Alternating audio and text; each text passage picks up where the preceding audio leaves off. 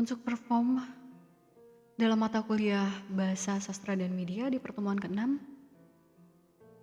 saya ingin mempersembahkan sebuah cerpen karya saya sendiri, Amaury Julino Wardoyo, dengan berjudul Kalau Aku Tidak Menikah. Nama perempuan itu Sarah. Jika orang-orang melihatnya hari ini, mereka mungkin hanya melihat seorang ibu dengan 4 anak. Wajah yang tak lagi semulus dulu. Tubuh yang menyimpan jejak kehamilan. Dan mata yang tampak lebih tua dari usianya. Tapi tak ada yang benar-benar tahu berapa kali ia harus memulai hidup dari awal. Sarah menikah pada usia 21. Saat itu, ia masih mahasiswa semester 6. Skripsinya belum selesai, cita-citanya masih penuh, dan dunia terasa luas. Ia percaya cinta cukup untuk membangun masa depan. Namun ia salah. Suaminya tidak pernah benar-benar percaya pada pendidikan Sarah. Ujung-ujungnya kamu juga di dapur. Begitu katanya suatu malam. Ringan tapi menancap. Kalimat itu menjadi awal dari banyak hal yang perlahan mematikan mimpi-mimpinya. Tahun-tahun pertama pernikahan terasa seperti medan perang kecil yang tak pernah benar-benar reda.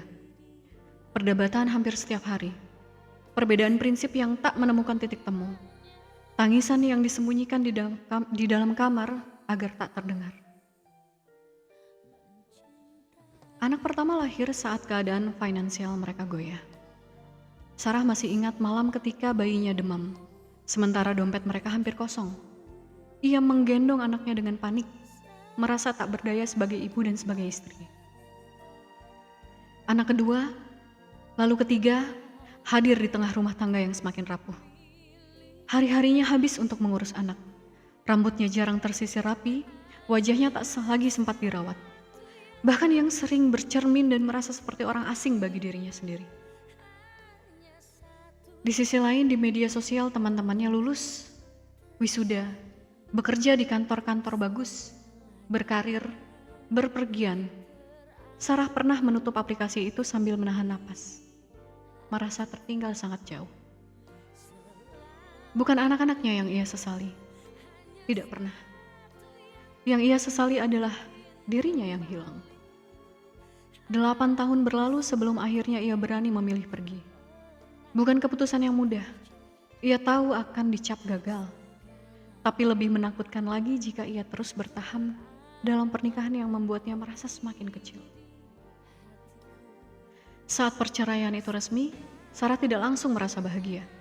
Ia merasa kosong, takut. Tapi di balik ketakutan itu ada sesuatu yang lama tidak ia rasakan.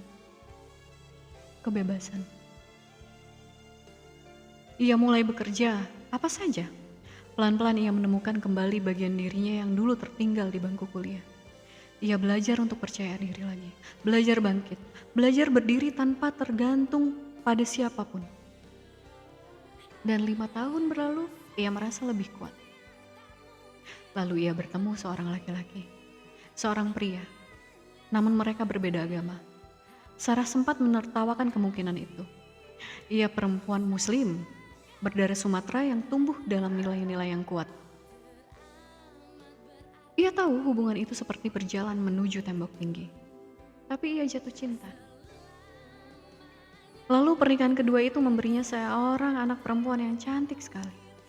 Anak yang bagi Sarah adalah obat dari segala lukanya selama ini. Satu-satunya hal yang tak pernah ia sesali dari kisah itu.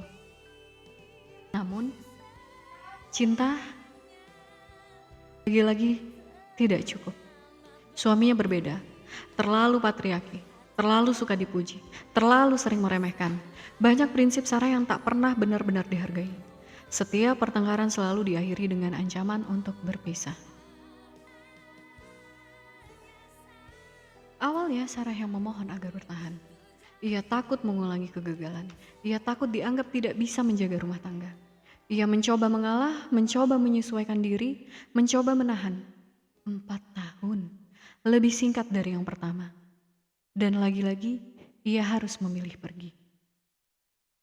Kali ini ia tidak menangis selama yang dulu. Ia hanya lelah. Lelah membuktikan bahwa ia layak dihargai. Lelah berjuang sendirian dalam hubungan yang berbeda. Sekarang, Sarah berdiri di usia yang tak lagi muda. Tubuhnya berubah karena melahirkan dan membesarkan anak-anak. Dunia kerja tidak seramah pada perempuan dengan 4 anak dan riwayat 2 perceraian. Kadang ia bertanya dalam hati, kalau aku tidak menikah, apakah hidupku akan lebih mudah? Apakah ia sudah menjadi sarjana? Apakah ia punya karir mapan? Apakah ia tidak perlu memulai lagi dari awal? Berkali-kali. Penyesalan itu ada. Ia tidak membohongi dirinya sendiri. Tapi setiap malam ketika keempat anaknya tidur di rumah yang mungkin tak mewah tapi penuh suara tawa kecil, Sarah tahu satu hal. Ia mungkin gagal dalam 2 pernikahan, tapi ia tidak gagal sebagai ibu. Dan ia tidak gagal sebagai perempuan yang berani keluar ketika dirinya tidak dihargai. Hidupnya memang tidak seperti yang dulu ia rencanakan. Namun, ia masih punya hari esok. Dan untuk pertama kalinya ia ingin membangun masa depan bukan karena cinta pada laki-laki, melainkan karena cinta pada dirinya sendiri. Kalau ia tidak menikah, mungkin ceritanya berbeda. Tapi karena ia menikah dan berani keluar, ia belajar bahwa kebebasan tidak pernah datang tanpa keberanian. Dan meski ia membawa banyak sesal, Sarah akhirnya tahu, ia masih bisa memilih dirinya. Sekian cerpen dari saya. Terima kasih sudah menonton. Selamat siang.